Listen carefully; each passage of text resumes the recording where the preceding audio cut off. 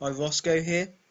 I'm going to do a video about Battle Pet PvP, but this is more kind of it's almost like going to be like a beginner's guide. It's going to be a series, so this is just going to kind of be the introduction as to why I'm doing it and what I'm going to hopefully do over 4 or 5 different videos. I think I'll try and break it up so that if you need to say look at counters, then you can do that, or if you want to perhaps work on your team synergy, then you can go and do that. The other ones I'm actually going to probably do some kind of queuing with these teams I'm going to create. I've limited myself to 29 pets.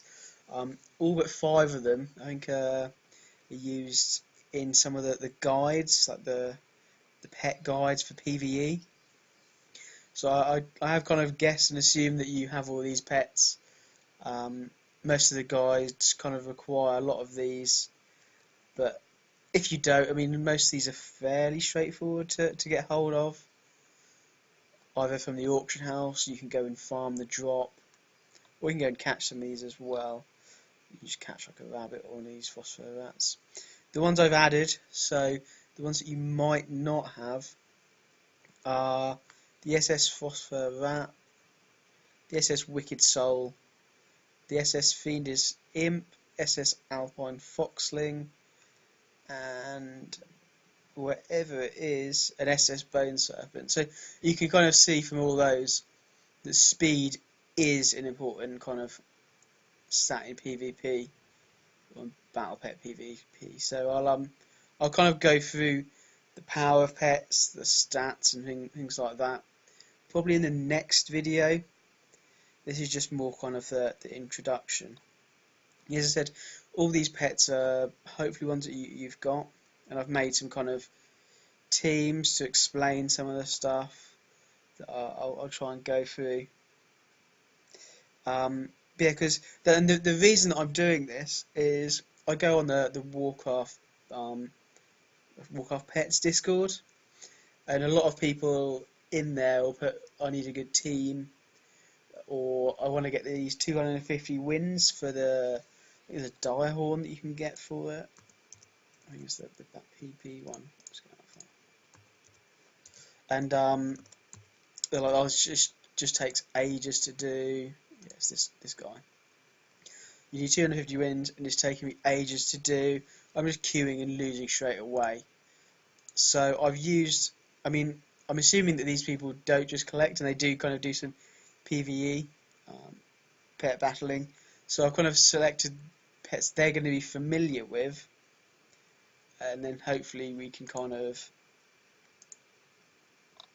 I can kind of perhaps explain with the pets they've most likely got how to kind of at least string some wins together. You're never going to kind of win all the time. This selection of pets, there's some strong ones in here, and you can probably make a team that's a high win percentage. But you're never, unfortunately, with the selection here, you'd have to kind of branch out. But you can kind of do that hopefully after you've kind of watched these videos, where I kind of go through how to potentially play and things like that. So yeah, this it's going to be kind of a series. I'm planning on 4 or 5, probably 5 if you include this one, where I kind of touch on each part of it and kind of go through why such and such a team wouldn't work potentially, or would. So yeah, it's because it seems that people maybe just go into the queue and lose, and then perhaps give up, or perhaps find it a bit daunting, perhaps to kind of go up against someone else.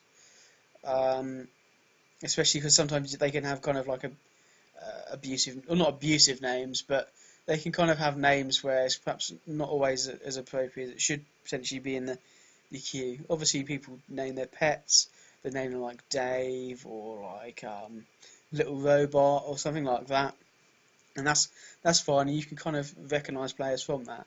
It's more perhaps the thing they find daunting is when it's just like you're gonna lose, I'm the best, things like that. So if you kind of do find that daunting, I will be queuing up with some teams that you will hopefully be familiar with, and you can hopefully try out for yourself.